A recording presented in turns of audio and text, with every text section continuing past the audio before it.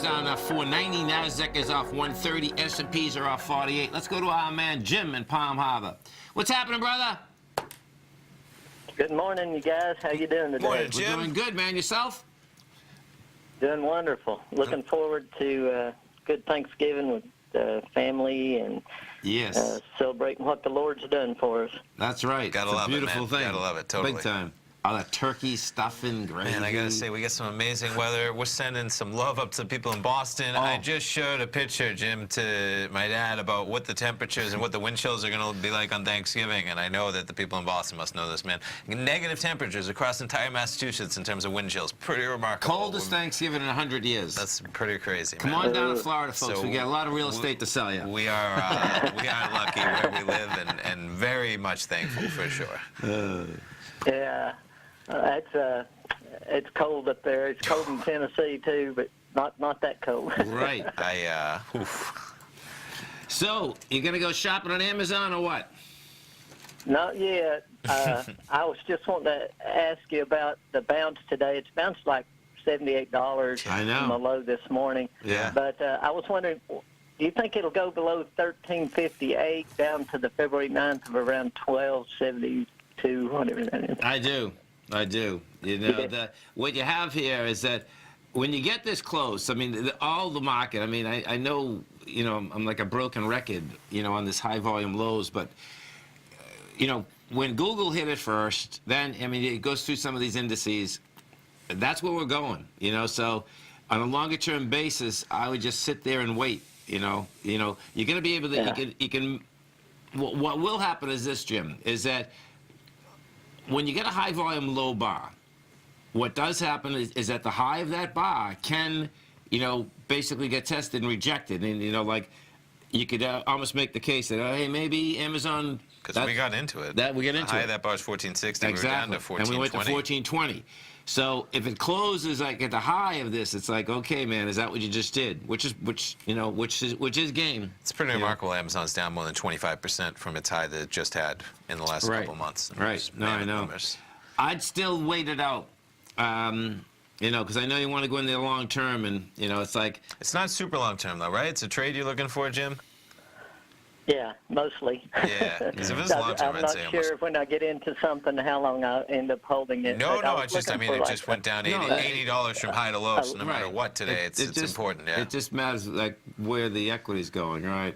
Now, what does get interesting here, look at this. Now, this is interesting. You get another high volume. Oh, no, that is the high volume. That's the one I'm looking at. It's the 1460. I'm just so bullish on them in a fundamental perspective and love them, and 25% off the top. With I just showed they're announcing they're going after, you know, Fox's, Disney's regional sports networks, including the Yes Network.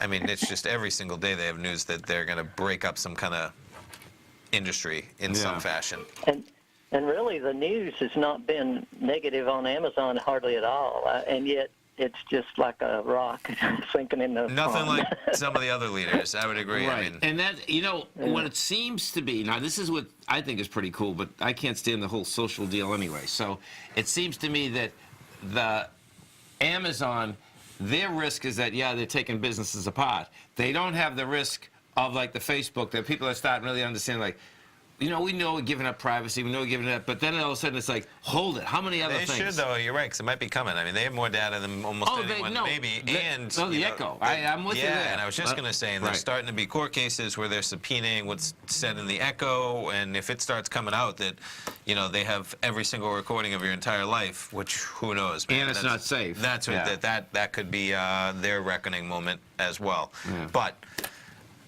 I don't see that happening tomorrow. No, I don't think we're near done with this correction. So where I would go is that I just hold your cash until this S&P gets closer to that February low. And because what will end up happening is that we'll get a better understanding if that February low is going to hold. Like when I look at the financials, it's like, man, it doesn't look like the February low is going to hold. I mean, you know, the financials, that February low is 26.76.